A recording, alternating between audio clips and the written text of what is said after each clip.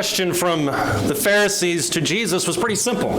Jesus, what is the greatest commandment in the law? Of all the laws, all 613 of them in the Old Testament, which one of them is the greatest? I think it's interesting that instead of talking about the Sabbath, instead of talking about the feast, instead of even talking about the Passover, which is literally designed to reflect and bring to mind God's deliverance of these people, Jesus didn't choose any of those.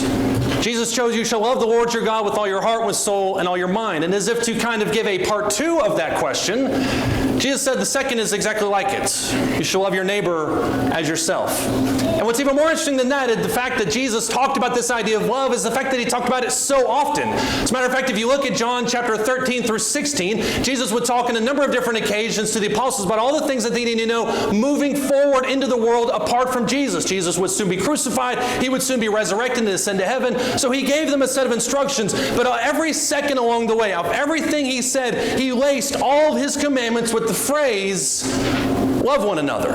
And I think it's noteworthy at the end of John's life, John the Apostle, tradition says that he used to walk into the church at Ephesus and be not having the ability to say anything else. The only thing he would say is, little children, love one another. And after so many years of saying, little children, love one another, finally somebody got up the guts to ask John, why is it that that's all you're saying? And John, according to tradition, said, because if you do this, it is enough.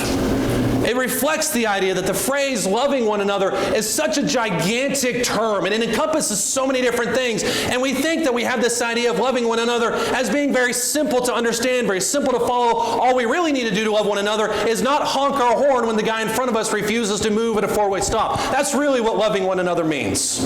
Or we think maybe that loving one another is encapsulated in the idea of, I've got my pew at the church building, and if somebody walks in and sits in it, maybe there's a visitor, and they're sitting in our pew, we are showing love by sitting across the aisle. That's what loving one another means. And yet that's not the biblical definition of love, is it? When you look in Scripture and you see the notion of love one another, that's literally encased within every single commandment, every single thing. It has with this idea of sacrifice, of servitude, of putting others above yourself, even to the point of making the ultimate sacrifice that Jesus made, which is sacrificing yourself on the cross, even making that type of sacrifice. And so the phrase love one another is such a cosmic, it's such a gigantic term. But what's most interesting to me about Matthew chapter 22 that Ben read from us this morning is that he doesn't just say, love the Lord your God with all your heart, soul, your mind. He doesn't just say, love your neighbor as yourself. He says, on this hang all the law and the prophets. The genesis, ladies and gentlemen, I say this without shame, without hesitation, the genesis of every single command that we will ever follow in regards to our devotion towards God begins and ends with loving one another. I will not be here on Sunday morning if I don't love my fellow Christians. I will not sacrifice that temptation that I hold so dear if I don't love God. If I don't have love in my heart and I don't have the desire to put other people ahead of myself, then I will not love. Because I won't love, I won't serve. As John talks about in 1 John chapter 5, he says, this is how you know you have the love of God, when we keep his commandments, and his commandments are not burdensome. Our commandments, ladies and gentlemen, begin and end with this idea of love. But it's hard to talk about the concept of loving with one another without talking about the fact that it is such a current discussion in our world today. In 2020, and I say it every week, and I'll say it every week moving out, 2020 is a very strange year. I think universally, everybody, whether you've had a somewhat decent year in spite of the circumstances, or whether you're just trying to coast to 2021, and you're going to be sitting there on New Year's Eve 2020, waiting for 2020 to die, watching 2021 roll in, all of us are in the position where 2020 is just such a weird year. There's so many things that are happening. Not only the global pandemic that has upturned all of our lives, you also have the prevalence of racial tensions which cloud the 24/7 news cycle, and is now, by the way, when I wrote this wasn't taking place, but is now on our doorstep in Wolf City.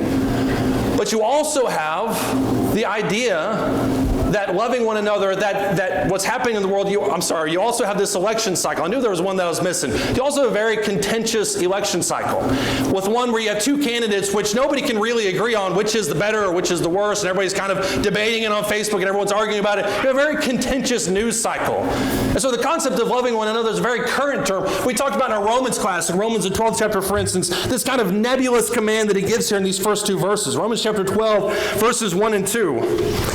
He says here, starting verse 1, Therefore, I urge you, brethren, by the mercies of God, to present your bodies a living and a holy sacrifice, acceptable to God, which is your spiritual service of worship. And don't be conformed to this world, but be transformed by the renewing of your mind, so that you may prove what the will of God is, that which is good and acceptable and perfect. Most of us know what Romans chapter 12, 1 and 2 say off the top of our heads. I didn't. I had to look it up, obviously. But most of us are aware of what these two verses describe. They talk about not being conformed to the world as it is around us, but yet being transformed and pushing on to something else. But I'll be honest with you, it's hard to really know what these passages mean. Because we can talk about being conformed to this world with relative ease. We can talk about doing what everybody else does, saying the same thing everybody else does, having the same values as everybody else. But what does it mean to be truly transformed? And Romans 12 does a fantastic job of isolating those ideas when you start down there in verse 9.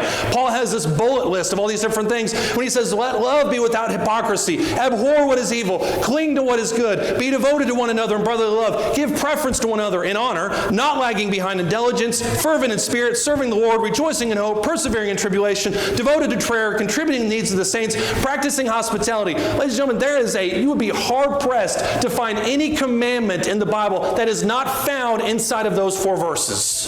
Those 4 verses describe a whole ton of different things that we both do towards God and that we also do towards each other. And so when we talk about this notion of loving one another, not only is it a very current term, but it's something that should be current every single year.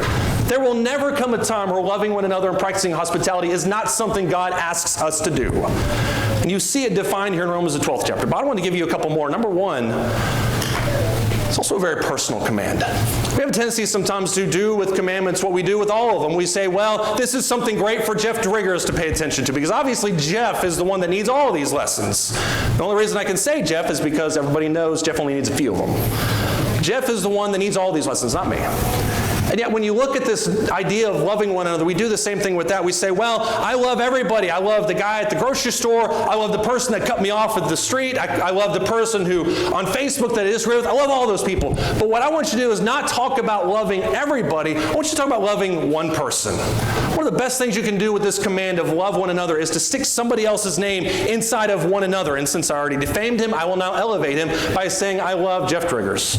What does that mean? What does that mean when I say I love this person? What does it mean when I say I love Joe Wood? And to be honest, it took me a lot to get that out. What does it mean when I say I love Joe Wood? I love Ben, I love Paul, I love Travis, I love Jason. What does it mean when I say I love that person? The command to love one another is not just gigantic, it's not just current, but it is also very personal because it changes from person to person. And in 1 John chapter 5, John the apostle whom Jesus loved, which by the way, I think it's interesting that John wrote that about himself. You can almost imagine that there were probably some issues other people had with that when they read that. 1 John chapter 5, starting in verse 11. 1 John 3, rather, not 5. I didn't know where I was going either. 1 John chapter 3, starting in verse 11. He says, for this is the message which you have heard from the beginning, that we should love one another. Notice how he isolates this to a specific instance. Not as Cain, who was of the evil one and slew his brother. For what reason did he slay him? Because his deeds were evil and his brothers were righteous. I think there's a fantastic parallel, by the way, to 1 John chapter 3, verses 11 and 12, and John 3, whenever Jesus talks to Nicodemus about people who hate the deeds of the darkness, don't like coming to the light. I think you see a parallel with that in this passage. But he says, don't be like Cain, who slew his brother because his deeds were righteous and Cain's were evil. Don't be surprised, verse 13, brethren, if the world hates you, we know that we have passed out of death into life because we love the brethren. He who does not love abides in death. Everyone who hates his brother is a murderer. And you know that no murderer has eternal life abiding in him. My mom used to recite that to us when me and Garrett used to argue with each other. Verse 18 or verse 17, whoever has this world's goods and yet sees his brother in need and closes his heart against him, how does the love of God abide in him? Little children, let us not love with word or with tongue, but in deed or with truth. I love how John talks so oftentimes about this idea of loving one another and this nebulous, this gigantic command, but then he brings it down personal because he says here in verse 17, 18, if you see your brother that needs something and you don't supply it, you are a murderer. That's what John is saying in this passage. And we all look at people around us and we say, well, I love the brethren, I love the church, I love people. And then we look at our brother who's suffering, maybe physically, maybe spiritually, maybe emotionally, and we do not help them. So you notice how John brings this idea of loving one another very personal. That each of us needs to look at other people's situations that we love and that we see around us and ask ourselves, how can I help them? How can I help them in their walk with God? What can I do to bring them on the right track? What can I do to help them and show that love that we have for one another? But I would argue, too, that it's a very natural command, too. It's not natural for most of the world. Most of the world, when we think about loving one another, especially in this self-sacrificial way, we don't really do this. Because most of the world is concerned with what I want, what you want, what he wants, what she wants. We're all concerned with what I want. And if you listen to the political debates that are taking place, it's all about what you want. Make your decision. Make your best judgment. And there is a sense, obviously, in which that's true. But we also need to be thinking about other people. And so the love that we're talking about as Christians and as people of God is something that is very natural, and yet it's unnatural to people of the world. Most people in the world don't think this way. Most people do not consider other people ahead themselves, and if they do, at least not to the extent that Christians do. Remember, Jesus said in John the 15th chapter, verse 33, "By this all men will know that you are my disciples, if you what? If you have love one for another." There's a special type of love. There's a higher type of love that's talked about in the life of Christians. In Acts the 2nd chapter, we could talk about this chapter for days. You could preach entire sermon series, years on this chapter. But look at what he says here in Acts chapter 2, starting in verse 40. He says, "With many other words, he solemnly testified and kept on exhorting them, saying, 'Be saved from this perverse generation.'" Which, by the way, I would love to hear those other words. Peter, go ahead and bring them out for us. What are some of those other words you're talking about? Verse 38, "Peter said to them, 'Repent and let each of you be baptized.'" Verse 41. "So then those who had received his word were baptized. That day there were added about 3,000 souls." Verse 42. "They were continually devoting themselves to the apostles' teaching and to fellowship, to the breaking of bread and to prayer. And everyone kept feeling a sense of awe. And many wonders and signs were taking place with the apostles. And all those who had believed were together and had all things in common. And they began selling their property and possessions and were sharing them with all, as anyone might have need. Day by day, continuing with one mind in the temple, breaking bread from house to house, they were taking their meals together with gladness and sincerity of heart, praising God, having favor with all the people. The Lord was adding to the number day by day those who were being saved." Acts chapter 2 is remarkable. There are so many things that Peter touches on in this sermon that are just phenomenal concepts, whether you're talking about unveiling the larger plan of God in regards to salvation, or whether you're talking about Old Testament passages that the Jews in that day and still today grapple with because they don't understand it in terms of Jesus the Messiah. There's a lot that Peter brings out in that chapter, and it's simplified in our minds. But Peter's words in this chapter would have been groundbreaking to most of his audience. But what's most phenomenal to me for our purposes today is not what happens in verse 38 that I mistakenly read, but what happens after that. All these people who come from all these different walks of life, and if you are familiar with this scene, you know full and well that the people that are in Jerusalem at this point in time come from all over the world. It's a feast day, it's a feast time period. There are people who are making the pilgrimage from all corners of the Roman Empire into Jerusalem. They're celebrating. And what's most amazing about this passage is that after all these people are baptized and day by day their numbers are being added towards the church, after all these things are over, it almost seems natural in verse 44 for them to share their goods with each other, to them to share their love with one another, to them to share their time with each other. That's a type of love, ladies and gentlemen, that you don't see anywhere else in the world embodied by any other group of people, at least on any kind of natural circumstances. And yet it almost seems completely natural. And I think that comes, ladies and gentlemen, from understanding the concept of grace. When we understand it, and keep in mind, these people would have understood it just as well as we do. When we understand what God gave to us, it's only natural for us to want to share that with other people. Keep in mind that the sermon leading up to this point, Acts the 2nd chapter, says that you murdered and you crucified the Son of God. And it says they were cut to the quick. That statement hit them really hard. And I think out of a response and understanding of that intensity, that sin, that mistake, the grace and the fellowship and the love just came naturally out of that. And yet it also embodies exactly what we're to be as Christians. We spent the last couple weeks talking about in our 2 Peter chapter 1 class about the idea of being partakers of the divine nature. And you can talk about Jesus and God as being a whole bunch of different things. You can talk about it being omnipresent, omniscient, and yet 1 John chapter 4 verse 19 sums it up perfectly when he says, God is love. God is love. It's one of those statements that's so easy to make and yet so hard to understand at the same time because it encompasses so much. As we talked about, when we understand who God is, we can better share that love with other people. I want you to look in Luke the 7th chapter. We made this point in other sermons, but it's worth repeating for our purposes this morning. Luke, the 7th chapter. In this story, Simon the Pharisee has brought Jesus into his house, and it just so happens in this house, there's a woman who is very declaratively stated in Luke the 7th chapter as being a sinner. Everyone knows she's a sinner. Everyone sees her as being a sinner. Everyone understands that she's a sinner. We won't go into the components of what that means, but everyone knows her to be a sinner. And so while Simon and Jesus are dining inside the house, this woman walks in, which apparently was commonplace back then. This woman walks into their house, and she sees Jesus, and she begins wetting his feet with her tears, and she begins drying them with her hair. You don't get much more contrite, and emotional, and humble in spirit than that. And Simon has an issue with that.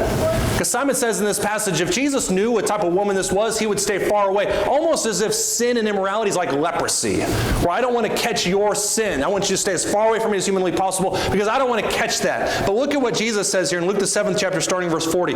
Jesus answered and said to him, Simon, I have something to say to you. He said, say it, teacher. He's going to regret that statement in a second. Verse 41, a moneylender had 2 debtors. One owed him 500 denarii, the other owed him 50. When they were unable to repay, he graciously forgave them both. So let me ask you, Simon, verse 42, which one of them is going to love him more? And keep in mind, he's not asking this according to the law. He's not asking this according to his understanding of Scripture. It's basic common sense. Which one of them is going to love him more? And this person rightfully says here in verse 41, or verse 42, verse 43 rather, Simon answers, says back to him, I suppose the one whom he forgave more. And he said to him, you have judged correctly. Verse 44, turning towards the woman, he said to Simon, do you see this woman? I entered your house, and you gave me no water for my feet, but she has wet my feet with her tears and wiped them with her hair. You gave me no kiss. But she, since the time I came in, has not ceased to kiss my feet. You didn't anoint my head with oil. She anointed my feet with perfume. For this reason I say to her whose sins, or say to you, her sins which are many have been forgiven, for she loved much. But he who is forgiven little loves little. What I want you to notice about this passage, like I said, we make this comment in other passages, but it's important to bring it up at this point in time. What I want you to notice about this passage is at no point does Jesus ever go into what type of sins these people had. He doesn't say, Simon, you're a Pharisee, you're pretty good mostly. I'd rate your sin level at like a 4.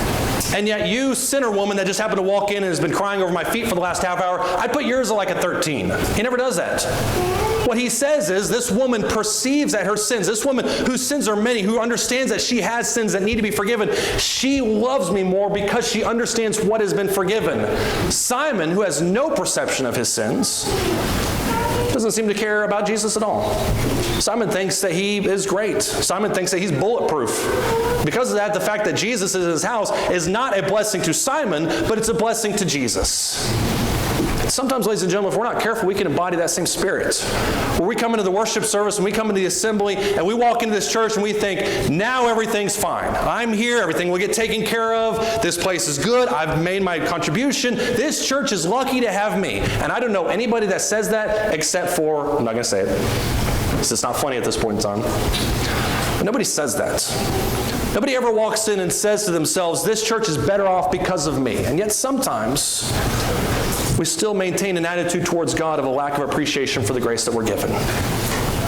But yet when we see what Jesus sacrificed for us, he sacrificed his own life on the cross for our sins, that he gave his own body to be broken in a brutal fashion so that we can have that redemption. When we have a proper understanding of that love, we naturally will show that love to one another. I mentioned a second ago, this is a very current type of discussion. So I want to finish this morning very briefly talking about how we can show love in 2020. Because it's easy to talk about loving one another in a vacuum and just say, well, what we need to do is we just need to love one another. We need to love each other. We need to love Jeff. We need to love Joe. We need to love all these people. But what does that really mean in this really, really weird year? The first thing I'll tell you to do is we need to enjoy our spiritual service. Most of us who were at this congregation in the spring and things were chugging along fine. I had this fantastic theme that we were going to talk about the year in the mirror, which is still hard for me to say, and it's incredibly cheesy, but whatever. That theme got blown out of the water right around April. And everybody had plans for the summer. Everybody had plans for their life and for their trips and for their jobs, all these different plans. And then March hit. From a spiritual perspective, I would argue to you that the time that we've spent not having Wednesday night services is probably the most amount of time any of us has ever gone without having Wednesday night services. Most of us are here Wednesday nights. Most of us are here Sunday mornings on Sunday morning during Bible class, and we take for granted that feeling of studying and worshiping and singing together. In March, that was ripped from us. And for 2 months, most of us were confined to our couches and sitting watching me and a few other guys every week bring a lesson, bring a service that was digital, which was a lot harder to put together than I thought it would be, honestly. But digital service, ladies and gentlemen, just doesn't do the same. Lena doesn't enjoy listening to me sing nearly as much as she enjoys listening to everybody sing. We don't derive strength from being on an island. We derive strength from being together. In 1 John chapter 5, starting in verse 1, we talked about this a minute ago. I love what John says in this passage because it talks about not just obedience, but a higher version of obedience. In 1 John chapter 5, starting in verse 1, 1 John chapter 5, starting in verse 1, he says, "Whoever believes that Jesus is the Christ is born of God. Whoever loves the Father loves the child born of him. You have not only love towards God, but also love towards each other," encased within that first verse. Verse 2, "By this we know that we love the children of God. When we love God, we observe His commandments. For this is the love of God, that we keep His commandments. His commandments are not burdensome. For whatever is born of God overcomes the world. And this is the victory that has overcome the world, our faith." We know that we love God. And we know that we love being a Christian, ladies and gentlemen, when waking up on Sunday morning doesn't fill us with dread and obligation, but of joy and hope. Because I know, hopefully, prayerfully, that today I'm going to draw us a little bit closer towards God. And as I go into work on Monday and Tuesday, Wednesday, Thursday, Friday, and I'm surrounded by all these people who have so different value sets than me. People who believe in God but maybe don't believe in Scripture as much as they should. People who maybe don't believe in God, who live however they want to. And we're surrounded by those people. We feel a lot like Lot, who in 2 Peter chapter 2 says that his righteous soul was vexed day by day by the immorality around him. We know that when we come into this worship assembly, we're around friends. And we're around saints. And even if we don't know each other maybe as well as we should, we know that we can trust them with our lives, and I think we can trust them with our souls. I don't have to do a show of hands, but if I were to ask for a show of hands of who is more appreciative of the opportunity to be in this building right now than they were in January, I'm sure all of us would have our hands in the air. All of us appreciate this opportunity more than we did 9 months ago. And hopefully as we go into the world, we appreciate more opportunities. Number 2, I think a big thing that we can do this year, let's quite honestly admit that we don't know everything. If you're on Facebook, first off, my apologies. If you're watching the news, second off, my apologies. Because it is, ladies and gentlemen, a cesspool of opinions and anger. And I'm on Facebook, by the way, so I guess I'm apologizing to myself. But it's a cesspool of anger and hate and bitter, divisive situations. People are arguing about this. People are arguing about that. People are arguing about COVID. People are arguing about masks. People are arguing about Biden versus Trump. People are arguing about everything. Can we stop with all of that? And all in this room right now, make a pact that we don't know everything. That I don't know where COVID came from. I don't know if masks are going to pave the way for the future, but I have faith in the science that says it does. Can we make a pledge to understand that there are lots of things that are happening this year, ladies and gentlemen, that we may not know fully. And because we don't know them fully, can we allow for some opinions between each other? There's nothing more damaging to a church. There's nothing more destructive to a group of people than some person who holds an opinion and grabs onto it and holds it with all their might against other people who are just trying to worship God and who are just trying to keep that relationship together. Can we admit that we don't know everything? 1 Peter chapter 5, verse 8, you don't have to read it. Actually, 1 Peter chapter 3 and verse 8. That 3 looks like a 5 today for some reason. 1 Peter chapter 3 and verse 8.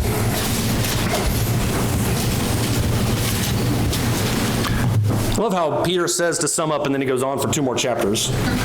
But in 1 Peter chapter 3 and verse 8, he says, "To sum up, all of you be harmonious, sympathetic, brotherly, kind-hearted, and humble in spirit, not returning evil for evil or insult for insult, but giving a blessing instead. For you were called for the very purpose that you might inherit a blessing." I think if all of us can embody verses 8 and 9 in our everyday walk, I think the world would be a whole lot better place. If we could just take one phrase out of those 2 verses and embody it in our life, I think the world would be a better place. That phrase, humble in spirit. The idea that maybe I don't know everything. The idea that maybe I don't know everything about the universe, and so I'm willing to engage in healthy dialogue with somebody, understanding that at the end of the day, the most important thing is that our souls make it to heaven. Physically, we're taken care of. That's what we need to be focusing on. I think loving one another in 2020 consists of largely understanding that we don't know everything.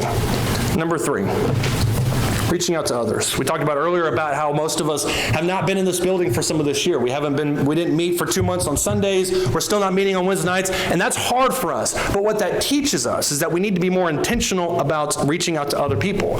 And I think this comes in a couple different ways. I think first and foremost, this comes with our own family, our own our spiritual family, where we know they're struggling with something. Reaching out to people. Can I help you with something? Physical. Can I mow your lawn for you? Or just spiritually calling somebody up and asking them, how you doing? What do you need me to pray for you for? Can we study the Bible together? Can we get a group together on Zoom where we study the Bible together? Can we do something where we reach out and we try to restore and build each other up in fellowship? I think number 2, this is in regards to racial tensions. And I don't care which side of the Facebook argument that you reside on, whatever the situation is, there are people that feel that they're slighted, and it's up to us, and it's up to everybody to reach across and make that point that we do not hate you, that we love you. You matter to us, hopefully in the same way that I matter to you. We need to be more intentional about reaching out towards other people. Anybody that may need our help, anybody that we can encourage, anybody that we can strengthen. But the key word, ladies and gentlemen, is being intentional about it. In 1 Thessalonians chapter 4, I love how Paul goes through all sorts of different things in this passage. And the church at Thessalonia had a lot of great things going for them. And this is one of those churches that Paul really doesn't have much admonition. He just kind of encourages them, talks about how great they're doing. He has a few things he wants to harp on. But in 1 Thessalonians chapter 4, starting in verse 9, he says, "Now as to the love of the brethren, you have no need for anyone to write of you. For you yourselves are taught by God to love one another." There's that phrase again. This is something the Thessalonican church is doing great. Love one another. "For indeed you do practice it all the brethren who are in Macedonia. But we urge you, brethren, to excel still more. And to make it your ambition to lead a quiet life and attend to your own business and work with your hands, just as we commanded you, so that you will behave properly towards outsiders and not be in any need." You notice what he says there. 1 Thessalonians chapter 4 and verse 10. He acknowledges that they're doing a fantastic job, but then he tells them, "I want you to excel still more." Nobody in this building that I know of looks at the person across the aisle and thinks to themselves, "I hope that you don't make it to heaven." I don't have anybody that thinks that. If you do, we have a front pew that we can have a conversation on here in a couple minutes. I don't have anybody in this building that feels that way. And yet what we also need to realize is that in this period where most of us are isolated, and most of us, even in the modern world anyways, are very isolated because we spend a lot of our lives online, that there needs to be an intentional reaching out. We need to excel still more. Most of us, I would argue, are doing a great job with it. But there's always ways and always areas in which we can improve on. Reach out to others, but admit that we don't know everything. And enjoy our spiritual service just a little bit more. We opened up this morning talking about, or Ben read from us from Matthew chapter 22, verses 34 through 40. And when you read that section, when you read those 2 verses, or those 6 verses, it almost seems too simplistic. That Jesus is taking a question that could go in 1,000 different directions, and he's just kind of shoving it to the side. Because after all, it's a cop-out to say, well, just love one another, love God. That's just a cop-out. When we look at it through a biblical lens, and especially through a current and a personal lens, it means something just a little bit more. And we all see areas that we can improve on in our everyday life as we strive to move just a little bit closer every single day towards God and towards our love for one another. If you have need, ladies and gentlemen, of the gospel call, I encourage you, I implore you to do it now, to come as we stand and as we sing.